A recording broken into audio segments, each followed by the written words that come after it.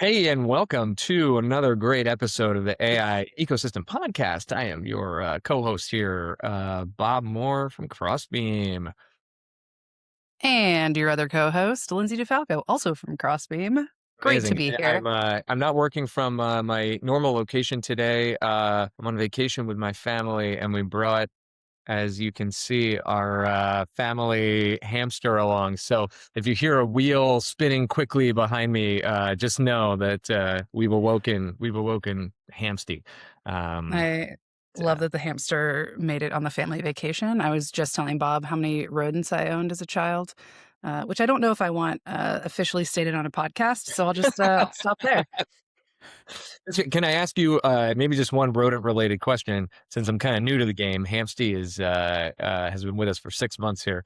Uh, what's your favorite like species? Like if you had a bunch, if you Mm. recommend one, which one?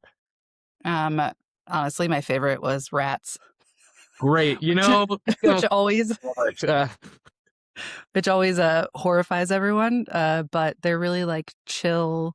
They're like chill hamsters. wow, So man. But I just wanna be clear, I no longer own any rodents. That was a time period in my life as a child, and, if you have any more questions, just reach out to me on LinkedIn. Yeah, you're the president of the rat lobby. It's Yeah. really, really great. Um, I'm learning a lot today. Cool. Well, uh, On that note, yeah, we how's this for a seamless segue?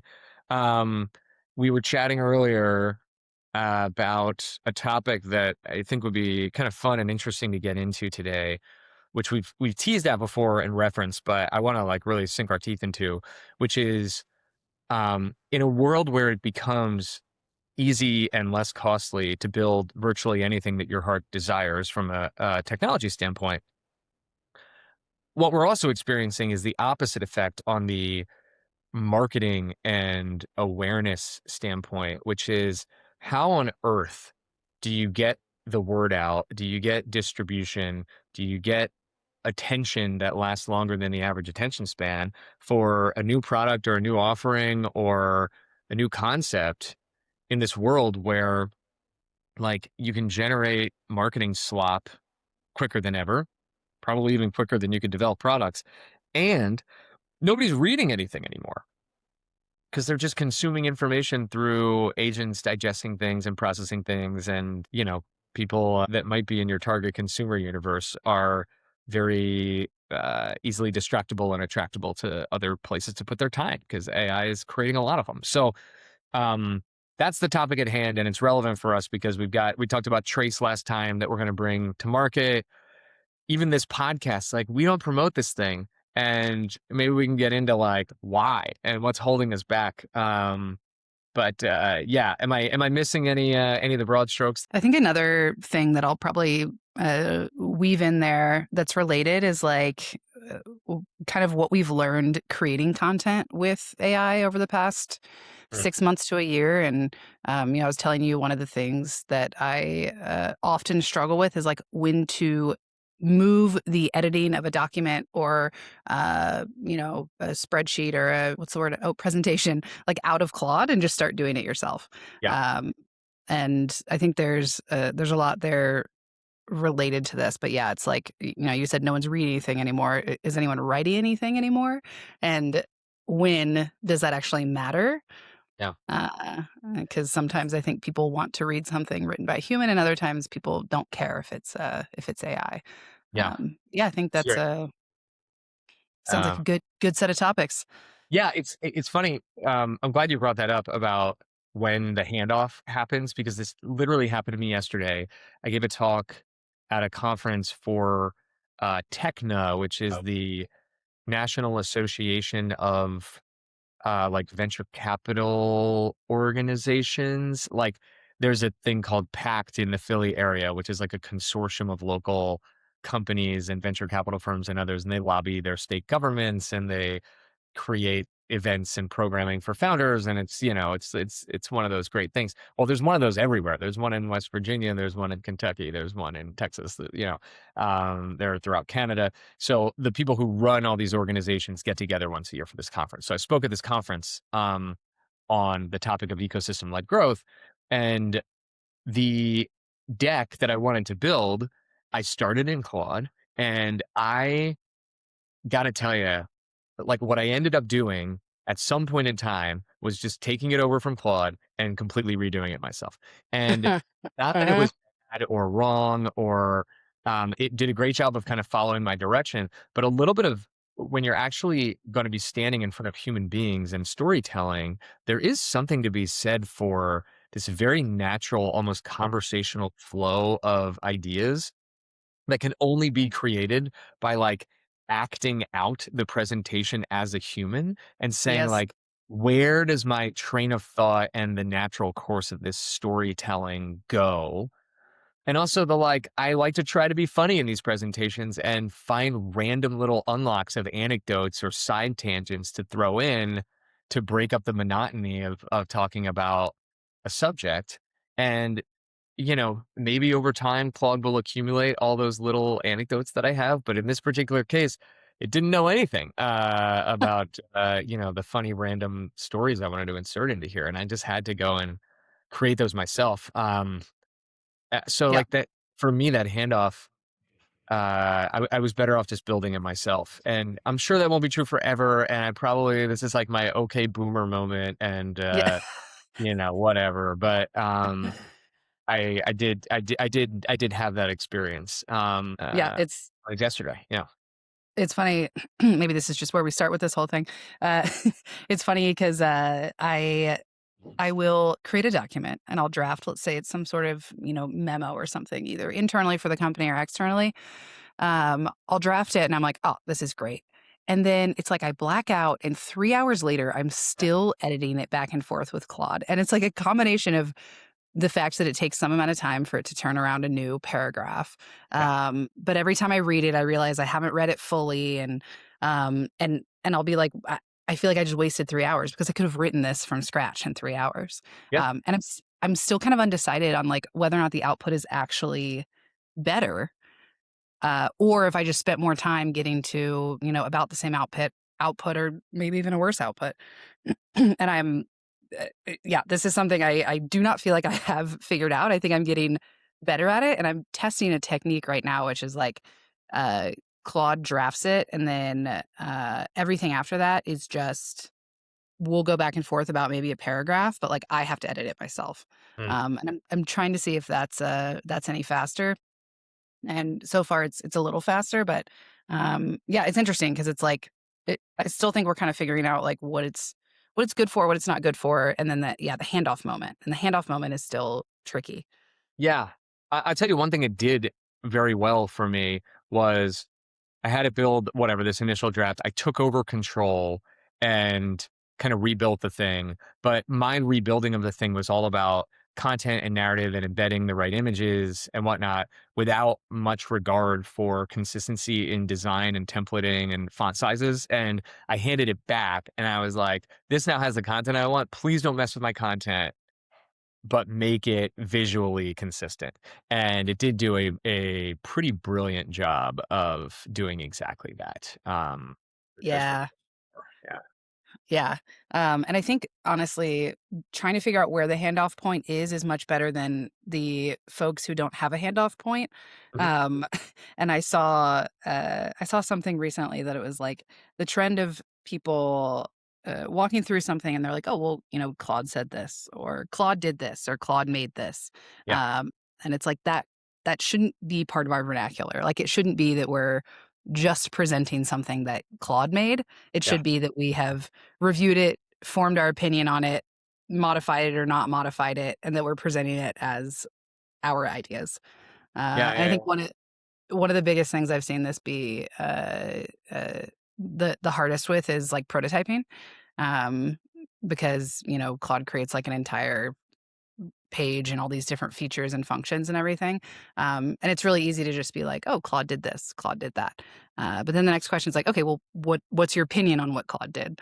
Um, and I think that, like, when we're talking about, to segue us into the broader kind of topic about how Yeah. this impacts go to market, it's like, when does that matter? Sometimes I think it's fine when you have just an AI slop output if you're doing like a summary of a meeting. Who Yeah. cares?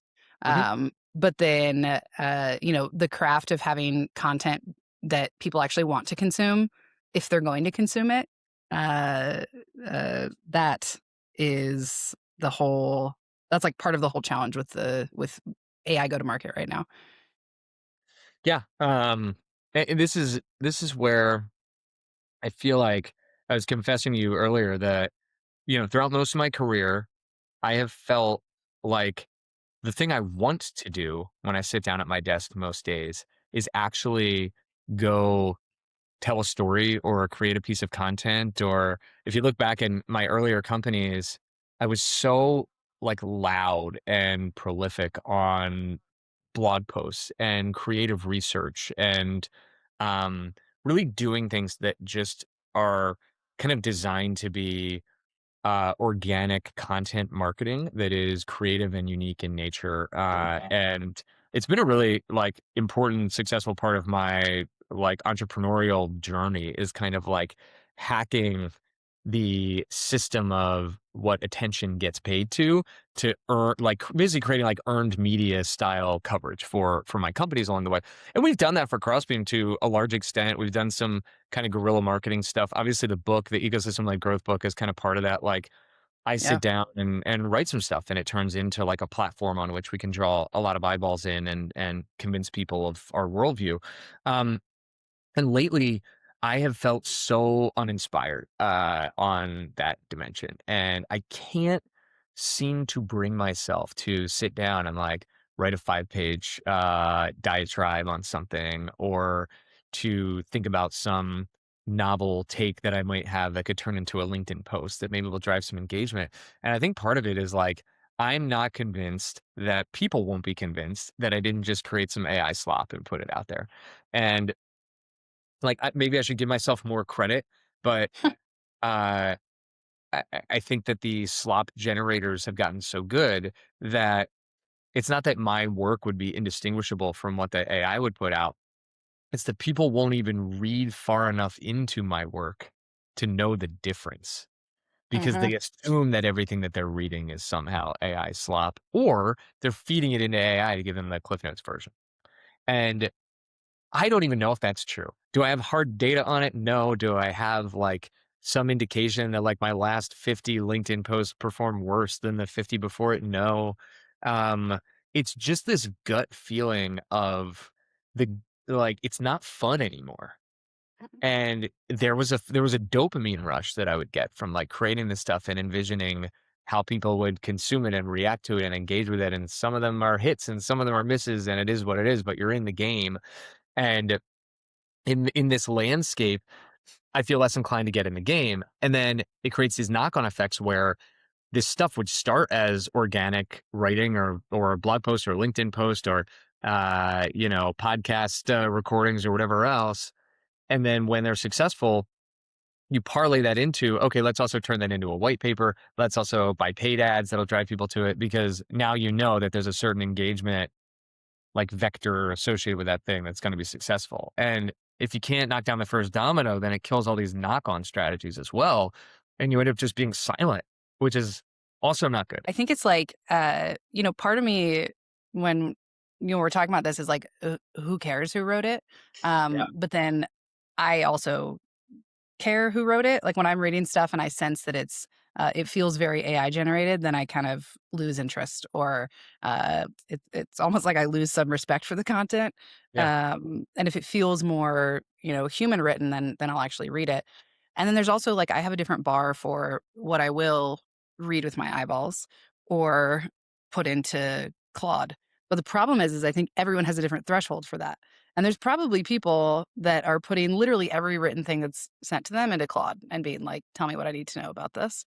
So yeah, I think it's like an interesting, like it's a real thing that not only is creating content very different and maybe feels like less exciting and creative than it used to. Yeah. Uh, but also like you have no idea who's actually consuming it in a meaningful way. Yeah. It's a really look, if I'm being like truly intellectually honest here, part of this is like ego driven.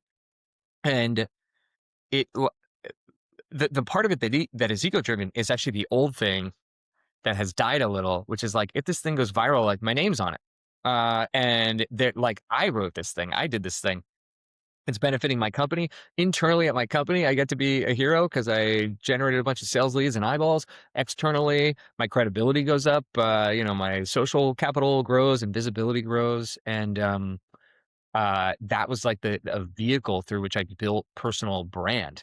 Um, and it is this weird thing where it's like that channel is dying, I think, Mhm. of like, um, not like the longest form, deepest thought pieces, and certainly not the shortest form like, tweets, that certainly still thrive today, but something about this, like, middle of the road, let's express an idea, let's create an explainer for something, let's tie a couple of things together that haven't been tied together before, um, like white paper length, kinda memo length, concepts just don't feel as inspired anymore. At least in my brain. And so that there's a little bit of this like this is all internal psychological motivation related stuff. There's also these externalities, which is like, okay, look, uh, even if all that's true, Trace is cool as hell. Let's go talk about it. This podcast is Mhm. cool. Let's go talk about it. Mhm. Why feel harder right now to do that than it might have 2 years ago? Um, Yeah. and what are the things even available to us to create reach in that way? Like, there's only so much you can get by screaming into the echo chamber on LinkedIn or on Twitter. You can buy ads. Like, what I could talk like this 10 years ago, right? It's like, how does anybody Yeah. get anything? But I think my secret weapon has always been this organic engagement that I've always been able to drive. And I think that's the thing. Without that thing in the mix, I feel like defanged a little bit. And it's almost like there's a new era of experimentation and discovery that's going to need to happen here. It's going to be real work in order to kind of crack the whatever the algorithm is now, that's some mix of agentic discovery and human behavior that's changed. Yeah. You know what I just was reminded of when you were talking about that is, like, do you remember when apps, like iPhone apps came out and, like, the Of App course, Store? yeah, It was like there were so many apps, and then there was this like, once it became really easy to make apps, there were a bunch of, like, shitty apps, and there was just a bunch of, like, app slop. Um, and I think that's what is also really challenging with attention right now is, like, a anyone, any Bob out there can make uh, some app and then try and sell it, and it's like that's at least my thing lately with new products specifically is, how much of this is actually interesting versus, quickly reproducible, which we've talked a lot about that before. yeah, yeah, But yeah, like the noise in the market is at a high, mixed with the fact that, like, the noise in the actual way that people are promoting this is at a high, and it's like I agree. It does feel even harder to figure out how to get people's attention. And I yeah, think one interesting thing I've noticed, which I think we've also touched on before, is like in a lot of ways, this whole era is giving established players more power and leverage because they have the trust and they have this new unlock of moving even faster. And so you look at like existing content machines and they're just growing. And they're becoming even more popular because they already have this base of users and this trust, and then they're able to generate even more content. But for new players, I think it's even harder than ever. yeah. Yeah, that's fair. An interesting way to get out of the hypotheticals here and maybe to just do a little real world like workshopping thought experiment is, um, look, if you're listening to this podcast now, then it means that you're an OG true super fan. And we do have a couple hundred people to listen to every one of these. I don't want to make it sound like it's literally just like my mom tuning in. It's just Uh, you, whoever you are. Wrong. Yeah, my a couple hundred bots listen to this. But like we're gonna do something to start getting the word out more that this thing exists, of which we do literally zero right now, except the Crossbeam official account posts, and you and I occasionally will post, um, but only on LinkedIn, not through other channels. And No. I think it's worth this question of like, uh, what does the playbook look like to try and drive more engagement and audience? And I'll list off a couple of things that are kind of like maybe old school playbooks, and maybe we can talk through the way in which they get modified in an AI world. Yeah. Uh, so one of them would have been, okay, you have channels through which you're gonna promote this stuff. You've got a company newsletter, you got a company blog, you have followers that exist on social media accounts, including LinkedIn. Every time you release a new episode, find clips from that episode and post and talk about it and try to drive people in, right? Um, we've been doing that on LinkedIn. I don't think that we've been pushing it in our newsletter, if I'm not Mm-mm. mistaken. I don't think we've done that. Nope. Uh, and maybe that's like a really, really easy slam dunk one. And we Mhm. certainly haven't, I don't think we have much of a following on other social networks, but we certainly haven't turned it into blog posts or white papers or like consumables that are like downstream from the Yep. from here. So these all, like, honestly and ironically, feel like the things that would be the absolute easiest to do in the era of AI because, like, we're generating the content here in the transcript. These things can be created almost automatically. We can send things out through these channels where we have active audiences. Um, do you think if we did that, it might be incrementally successful, or is it at the point now where we're like screaming into the void? Yeah. It's like, I think it's just the same question it always was, which is we can create as much content as possible, but how are you actually getting people to look at it? My hackathon project did the, blog creation from a podcast Right, right, transcript. right, right. I remember that. Yeah. Yeah, and like, cool. It's easy to hit a button that generates a generates a blog post from our transcript. It's easy to have a site that publishes all the blog posts and all the podcasts, but like, how are you actually getting people there? And then we just get back to this same like, uh, yeah, is it using our existing audience by putting it in our newsletter? Is it trying to grow a new audience in addition to that? And it is interesting because it does feel like it's like that's the classic questions. Um, but yeah, the content creation and the automating of that is just dead simple now. Yeah. Yeah, it's really true.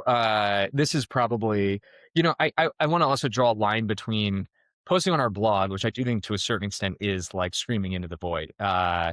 and sending something out to a newsletter list, which is curated and has some opt-in component to it and is made up of people that are probably to a certain extent predisposed to like consuming this stuff. And I have to imagine that something like a podcast, when it gets really big, it does so because of viral loops that get created that are independent of the mouthpieces of the people hosting it, right? Like it's almost like a cold start problem. Like you can kickstart a listenership, but the reality is like it's either good or it's not. There's either product market fit or it's not. And when it's good, you don't have to make your own clips of it. People start clipping it for you and putting it out. People start engaging and having commentary with it.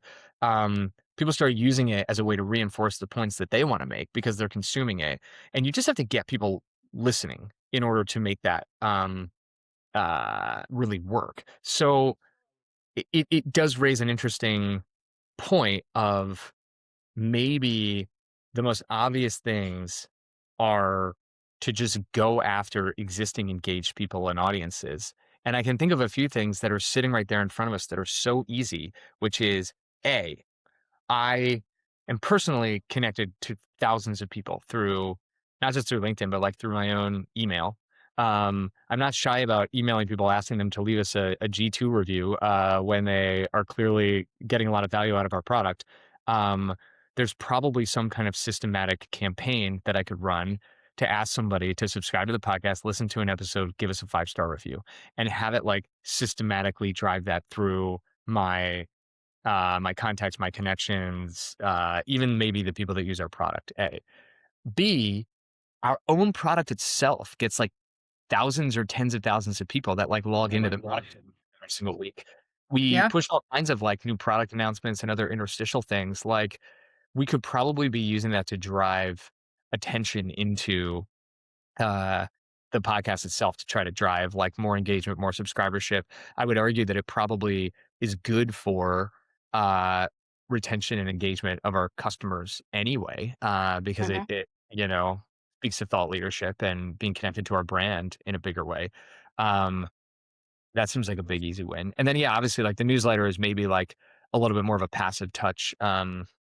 Because it probably goes to people's promotion tabs and who knows, but the open rates are not bad on our newsletter, and it is like, Yeah. on a good day, there's 100,000 people or so on that list. So like maybe there is like a pretty clear strategy we could be running there.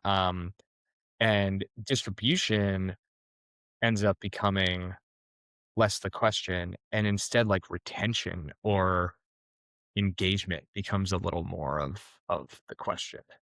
Mhm. What do you think? Yeah, there's, I think those are all great distribution ideas. I think there's also, like, most the majority of podcasts that get really popular have guests because then they use their guests' distribution channels and their, the guest popularity or just the status of the company that they come from. And I think that's a way that a lot of like podcasts are trying to grow organically, Yeah, make it happen. There's only like a few I can think of myself that actually like have a no guest policy that are yeah. wildly popular, and they're not business podcasts. Mhm. Giggly Squad, for anyone who listens to that, is a big one. They have a no guest policy, and they've become wildly famous, and they just talk about whatever. But yeah, I think that's also just, another thing to call out, like, we wanna advertise this thing, we could, see if we can get someone on from, Claude, and then we have all these people that are like, "Ooh." Yeah, and we probably could. We probably Yeah. could pretty quickly. And I think that, and we in fact have for other pieces of content that we've done as a business. So like, that's the other thing that we wanted to get these first 10 episodes or so out. I think so that we could have a baseline of like you and I figuring out our right like cadence of interacting, but then also uh being able to show a guest like, hey, we're not asking you to be like guest one on episode one. This is actually Mhm, like we have a track record. This podcast isn't going anywhere. We have a built-in mhm, listenership. We have all these channels we'll promote it through. Um, I think the main thing that I get allergic to with guests is, and I've had it already happen here, is like certainly lovely people who I enjoy spending time with and collaborating with.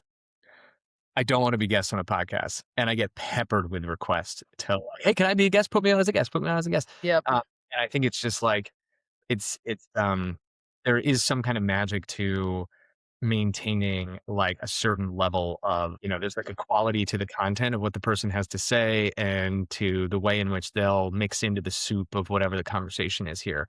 Um, mhm, won't feel overly commercial or like they're plugging or whatever. yep, So I think that's a thing to manage against is just needing to say no to a lot of people. And maybe that's mhm, why it's nice that like you and I can do a guest free episode anytime we want to. And now that we kind of have this running, it's like, look, if we don't have a guest that week, we don't have guests that week. We're not going yep. to force it and pull in some person who's been banging down our door, but maybe the world wouldn't enjoy hearing from at that moment in order to bring them on. I Yeah, and think that's then a good piece. mm, we might not have time to talk about if I owned rats as a child if we had a guest too, so we'd really Which is miss out on a only, lot of good content. probably gonna be, like, the highest engagement, point thing. If anybody's gonna be clipping and making their own viral post at this, it's gonna be rat content. Yeah, maybe that should be my new fun fact. Oh, Yeah. when there's a fun fact icebreaker, what's your fun fact? Ooh, fun fact icebreaker. Did you know that I was on an improv team? It's the least fun fact that everyone already knows, it's Yeah, real. that's pretty boring. Yep, yep, yep. That's Uh it. Yeah, I don't know. You got nothing better for us? Look, you learned just now that I have a hamster. I think that's a As pretty, there you go, okay. That can uh, be your new fun fact. yeah, Mine is usually that I can ride a unicycle, but I cannot juggle, but I don't know, maybe it's now that I you can we shot. get you a unicycle in Lisbon at our offsite for the talent Other show? company else it? Yeah, You don't have to fly maybe. with one. We could probably rent one. Um, Yeah, yeah, all right. I'm gonna let's nominate. do it. We have a team talent show at the our offsite this year in September. So we're looking for. I always, when I picture talent, I always immediately just picture things you would see at the circus. So Perfect. juggling, magic acts, animal taming, unicycles definitely fit right down the middle. Um, That actually that was the top question I got when I rode my unicycle was, "Are you in a circus and can you juggle?" And no, no to both, no so to both. Yeah, it's like you didn't complete the side quest there. You yeah, picked the I cycle. didn't. uh, Um, uh, well, this is there's look. So here, let me ask this question. yeah, Okay, so all these things I think that we're landing on that are kind of dumb that we're not doing, and we're letting like the idea that AI is somehow screwing it up get in our way. All to me actually have to do with leaning on like high fidelity human to human relationships. Like yeah, we have the opt-in people of our newsletter. We have the personal relationships through emailing people. We have like the engagement that's happening from humans using the user interface in our product. Um, what we're not talking about, and I tend to agree with, is like paid ads or whatever. Oh, and by the way, yeah, we have guests, right? Adding guests who themselves have their own like human reach and networks and kind of like this multiplying effect, right? So we can do all the above and probably will, and it's probably time to start doing that. There's a whole other category of stuff that has opened up, which is like AEO and like how many people are typing into ChatGPT every day, "Hey, yeah, I really want to learn more about AI. I'd like to subscribe to some podcasts on AI. Which ones should I follow? And how do we get ourselves like mentioned in that? And like what yeah, theory for that? Like that I find super fascinating. We have a whole AEO like tiger team inside of Crossbeam for everything but this podcast. Maybe we should ask them that question to use some of the apps yeah. they use. But I don't know. Do you think that's actually a valid discovery method and something we could work on? Yeah, I think very much so. I'm actually typing into ChatGPT now, Yeah, what's and it wait, I wonder, does it go to, like, I'm the gonna po see what it Apple comes back with. Podcast, like, five-star reviews, or does it just, like, Yeah. know? This is what's funny, I'll let you know when it loads, but, and I asked a really leading question. I said, "I wanna listen to a podcast on AI and ecosystems." Nice, there you go, yeah. Uh, First leading question ever, yeah. oh, yeah, but it is, like, way back when I was like, "Oh, I gotta get, uh, continue to be educated on all this stuff," I asked ChatGPT what podcasts I should listen to for AI Oh, and, yeah. like, what good content there was. I think that's something people definitely frequently do. I mean, we were telling people internally, we were like, "If you wanna learn anything, just uh, go ask AI about it." Okay, Yeah. let's see. Um, it says it recommends AI agents and the fight for customer data, which is on the A16Z show. Oh, yeah, talk about guests. I Yeah, wonder, they see people in here, yeah. and then there's a couple other like specific episodes for like network effects, AI costs, and the future of consumer investing. The Kevin Rose show. Hmm, Hashtag ad. These are all A16Z. Yeah, it's all from that same A16Z podcast. And that that's just very interesting. shows other. I'm gonna do top 10. Give me the top 10. Give me the top 10 podcasts, not just episodes. All right, we'll see what this does. Uh, But yeah, yeah, I think that's like that's super valid. It's and this is like a the broader theme, right? Of like not only do people not use Google, but also a lot of people don't ask people; they just ask AI a yeah, question yeah. now. And so it, even the network effects from a human standpoint are useful. Like a ton of people aren't going to be like, "Hey, what human that I know that knows Bob Moore? What podcast should I listen to?" Yeah, yeah, it's interesting because I know there's been a lot like if you remember Notebook LM, which has gotten a lot of hype for Yeah, generating podcasts that I can only assume are just getting better and better and better and better as time goes by in terms of realism uh, and human like voices and tone. I don't talk to a lot of real humans in the real world that are actually consuming that content super regularly. I do talk to people all the time about what podcasts they're listening to, and no one ever Mm, says like, "Oh, I have Notebook LM, give me a briefing every morning." I'm sure those people are out there. I'm sure, I'll get emails. There's plenty of you, but the market for these like human hosted, real human personality podcasts seems to persist, which in and yep. of itself I find like a really interesting signal about humans just wanting to, like, I don't know, an LLM can't have a hamster as a pet or had rats growing Yeah. up, right? There is something about like just keeping the mystery of what the hell you might hear if you get a couple humans going together, where you're just not going to get that from a bunch of robots just cramming facts down your throat and saying ums and ahs and pausing in the middle of their sentences to feel real. There's something about the reality of these human hosts that keeps it real. And keeping it Yeah. real is what I'm all about. So This is this is actually, interestingly, it's kind of like like I was saying about I read an article and I'm like, "Is it AI?" the whole time. This is also a theme in, like, podcast and audiobook world. So I was, like, mhm, listening to an audiobook the other day, and I was like, I stopped it, and I was like, "I don't like this narrator's voice," and I went and looked it up, and I was like, "Is it AI?" And it's not. It's just this woman who sounds like AI. And so it's funny to me because, like, whenever we're talking about that, I'm like, uh, why do you care? Is the question. yeah, And it's like, number one, you don't like the quality of the content, which is a fair critique. Or number two, you're just opposed to consuming content by AI and would prefer that it's created by humans, which is fully valid as well. yeah, Um, but it is funny because, like, we talk about Notebook LLM getting, better and better, and there are a ton of people who are always like trying to figure out if like books are written by AI or if like a yeah, narrator or podcast is AI, and it's like, okay, but like why? And yeah. I think they're all valid answers, but it is just people have different reasons for caring. You feel tricked. You feel really tricked. Yeah. There is a little if that happened to me, if I was like 10 hours into an audiobook and I was like really enjoying it, I was like, this is the best audiobook ever. And then I suddenly learned that the narrator was I think I'd have like a violent reaction.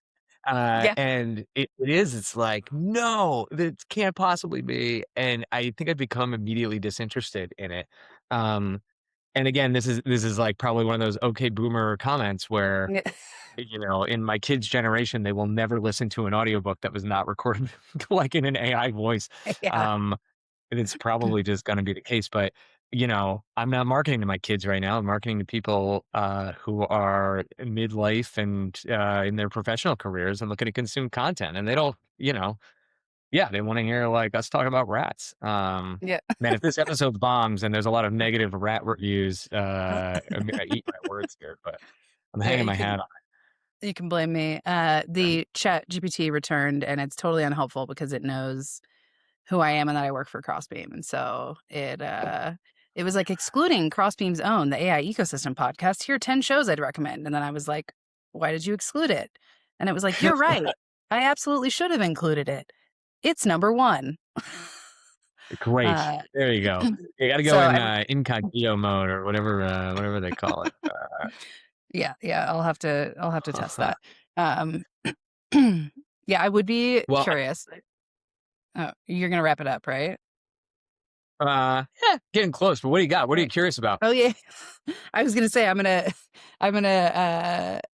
I'll put this in my post. I'll actually post about this episode. I found a draft post where I posted about other episodes that I thought I hit send on. So that's how good I am at posting on LinkedIn. Um, Great. Yeah, but for same this here, one, same here, yeah. but for this one, yeah, I think I'm really curious, and I'll ask this on LinkedIn too about like asking our audience plus whoever, like how you actually consume content and what your actual opinions are on these things. So, like, do you immediately put content into, whatever AI tool you use and just like read a summary? Do you have an allergic reaction to if something is written by AI, or like you don't give a crap? It doesn't matter to you. Like, I'm Mhm, curious what the general kind of consensus is within our world here of people who are using AI on a daily basis. Because people who don't work in tech, when I'm hanging out with my yeah. friends who do not work in tech, it is just a completely different perspective on AI, which is a whole other fascinating non AI ecosystems topic. But Mhm. Yep. I I almost feel like I consume it all day. I clearly don't have a problem with it. I think it's yeah, when I'm led to believe that it is a real person, and it turns out to have been AI, or that it was like, if I get an email from someone that I know, which does happen sometimes, and I actually think that it's for me, and it turns out to be part of like a campaign. Yeah. um, I'm like, "Hey, what the hell?" Uh, and I've been that guy on the other end, like, promoting my book or whatever, sending, automated LinkedIn messages, and I get all kinds of real engagement, and I feel a little dirty about it, or people are like, "Oh, it's great to hear from you. Yeah, I haven't talked in a while. Book looks cool." And I'm like, "Thank you for being so kind." But when I'm on the other end of it, it's like, if you get wise to the fact that it's like, "Oof, this was just like my friend has me in a drip campaign," that doesn't feel right, and I think AI just makes that all that much more easy and maybe even harder to detect sometimes, Mhm. and yeah, it creates, it feels disingenuous, or it feels like there's deception there, and you're spending social capital to subject people to that, Yeah. deception, and that is like a double negative. It's a whammy, yeah. Yeah. And then, to all your boomer comments, I wonder when that'll go away. Because, like, I'm sure that every person writing any content these days is using AI to some extent. It's just like, Yeah. if you modify it 20% after that, does that make it yours? If does it have to be 50+%? Like, what what's the threshold for what actually is yours if we're using, Yeah. AI to create everything? Oh, this is, and look, I'm such a believer in the AI video production stuff. Yeah. I'm like, it's emblematic of that. It's like, I believe that you can still be exceptionally creative, and you can be a creator, and you can build something novel that is genuinely yours, despite the fact that every single pixel and every single piece of the audio waveform has been quote unquote generated by AI, because that creativity comes in writing and directing, and like many, many dimensions of film and TV ad and, whatever, short form production. So Mhm. if that is true, then you could probably make that argument about blog posts. You could probably make that argument about short form content. You could probably make that argument about tweets. Um, Yep. like, if you have an automated, there's no such thing as like a, one of these systems without some kind of harness around it. And like, who's writing the harness? Who's informing it? What data's in it? That is where the creativity comes into place.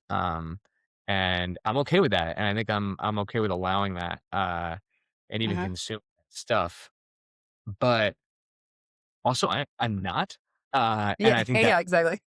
that's more in me. I think that will, for future generations, or maybe even current generations that are maybe earlier in their career, who are less stuck in their ways than I am, um, they'll have a much higher tolerance for it, and maybe Mhm. much less reactions to being fed it. Yeah. Yeah, well, if you think about, like, speech writers, right? Like, no, like, famous people, like, politicians actually write their own speeches.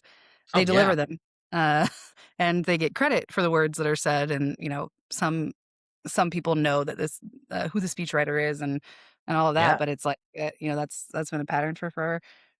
I had this weird situation a couple weeks ago where I'm, like, talking to Claude, going back and forth about something, and then it had an idea. I'm using air quotes right now, and I was like, "That's a great idea, but it's it's not my idea, is it?" And I yeah. actually and I actually went and I had somebody else at the company take the exact thing I said, give it to their Claude, and it did not come back with the idea. And Yeah, so it's this weird, like and it felt so weird after that because I was talking to people about it, and I was like, "Oh, well, I have this idea." And then I'm like, "Well, I don't have this." I mean, I do have this idea, and, like, it was my collaboration with Claude up until that point that, generated it. Um, but it is this funny, like, whose idea is it? Can Claude yeah. have independent ideas? Um, and it it's been very confusing to me, ever since I started thinking too deeply about it. Yeah, it is. I'm thankful for, but maybe it's the only way it could work. How none of these companies, whether it's the foundational models or like even, Suno, which you can use to generate songs, or Google VO that's making my silly videos, or whatever. Um, None of these things are actually claiming ownership over any Yeah. content. Like, you build something using these LLMs, and it's yours. And that is the way the model's evolving, and I think anybody that tried to do otherwise would probably get, completely destroyed, both by competition that would do the opposite and by, like, popular consensus. Um, so it does it's like a creator's dream world, because you do the answer to your question is, that is your idea. Like, you did it. Yeah, yeah. And that's, kinda weird. It's very, very much a weird feeling, but, yeah, in the same way that, like, you can read a lot of Shakespeare and, a lot of, Russian literature and be inspired and write your own novel that's, kind of interpolating the themes from those things you picked up. Like, you're just Uh-huh. doing that at scale mechanically, putting your own lens on top of it and creating something that hasn't existed before, but is, like, inspired or influenced by, instead of the couple books you've read, like, the totality of all human knowledge throughout all time. Uh Yeah, and, like, I think that's still, if anybody owns any ideas ever, you own that idea. yeah, Um, at least in the world we live in now, yeah. yeah. But it's gonna really flood the patent system and the copyright I office, and, I was gonna it's say I yeah, would, I would hate to work in patent law right now because I can't imagine, what a mess. all the questions that are being asked about this, There was also, I that's think, the other thing, in fairness to, all the authors out there, like, there were just today, I saw the news of, there's a $1.5 billion settlement that Anthropic just paid out, um, for all of the books that it basically harvested from Yep, illegal, pirated, copyrighted, like, materials, and has been using in their training algorithms this whole entire time. yep, And I'm assuming, based on the fact that it's a settlement, that they're gonna, part of what they get is the right to just keep doing it. Like, this is the payout for them probably admitting no wrong and being able to continue. But, uh, yeah, I guess when I say it is your idea, it is, but also in the way that, like, you had stolen that Shakespeare book and that, Russian literature, yeah, yeah, exactly. off the shelf at Barnes& and Noble, and, stuffed it in your bag. It's like, it's your idea, but it's a little dirty. Right. And, but again, it's the world we're living in. I don't think we're going back, as right or Look wrong as I feel. look at us ending up at, the ethics of AI again at the end of this podcast. Boom, stuck the landing. It's always a pleasure. Yeah, we'll start making more noise about this, and maybe, hey, if you're discovering this episode and, going through the backlog, this is where it all began. Whatever strategy, and I apologize in advance if you're here because I sent you an email or a LinkedIn and you thought it was for me. I sent 5,000 of them. My bad. I owe you a coffee next time I see you. All right, awesome. Great time as always, and we'll see you next time. All right, see you next time.